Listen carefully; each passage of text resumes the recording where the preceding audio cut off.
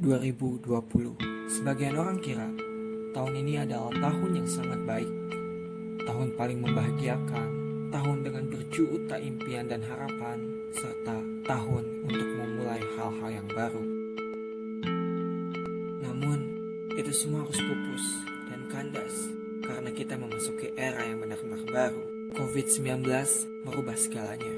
Sejak hari ini, hidup umat manusia tidak akan pernah sama lagi dengan hari-hari sebelumnya.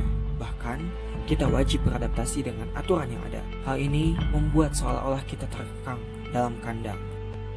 Sulit, pasti. Berat, sangat. Lelah, apalagi. Rakyat meminta kepastian dalam ketidakpastian, membuat situasi semakin memanas dengan para pemimpin, pejabat, dan pengampu negara ini.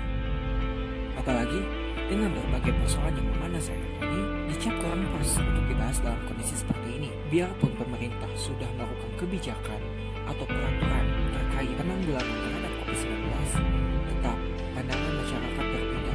Ada yang menerima, ada yang menuai kontra juga.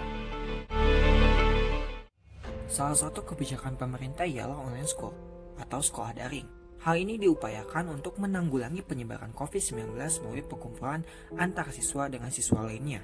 Tercatat dalam sejarah negara Indonesia, 14 Februari adalah hari yang mengubah segalanya. Pemerintah secara mendadak meliburkan kita selama 2 minggu. Para siswa bersorak ria karena hari libur di atas letihnya bersekolah. Padahal saat itu adalah saat terakhir kita menjalani hidup normal. Namun sayangnya kini sorak itu sudah hilang. Kita dituntut oleh zaman yang mengharuskan kita bersekolah secara mandiri, sendiri, dan sebatang kara, tanpa bercengkrama dengan siapapun secara langsung.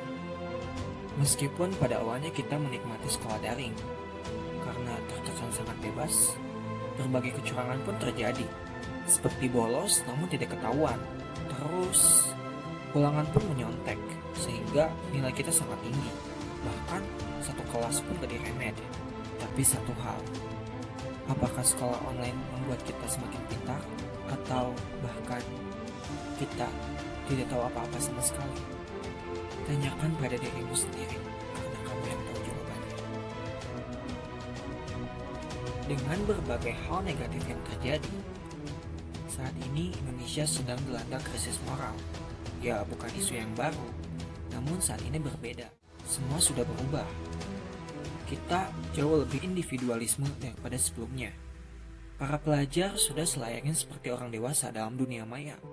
Padahal mereka tidak tahu apa-apa sejatinya. Bukan hanya murid yang sudah lelah dengan kondisi seperti ini. Para pengajar pun sudah lelah, sudah mengeluh. Bagi mereka yang benar-benar bertanggung jawab, bukan hanya memakan gaji buta, tentu mereka seolah tidak puas mengajar seperti ini.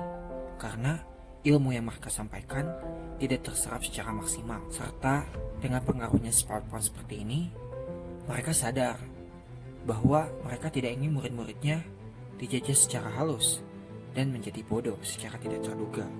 Para generasi milenial seharusnya mulai paham bahwa pendidikan kewarganegaraan yang mereka pelajari dari mulai SD kelas 1 sampai SMA kelas 12, artinya 12 tahun mereka mempelajari PKN, adalah modal utama untuk menghadapi dunia global yang banal serta tidak teratur ini.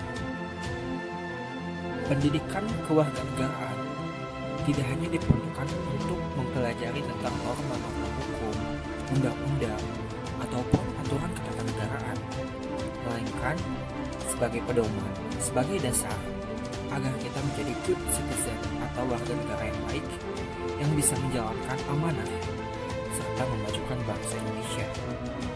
Bila nilai moral kita sudah krisis, lantas siapa yang akan meneruskan bangsa ini? Apakah bangsa ini akan berakhir? Apakah kita sampai di sini saja? Atau apakah kita akan kembali dijajah oleh bangsa lain?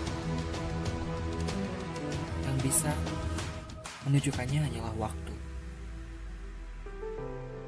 Tetap kuat, karena kita generasi emas. Masa depan tergantung kita semua.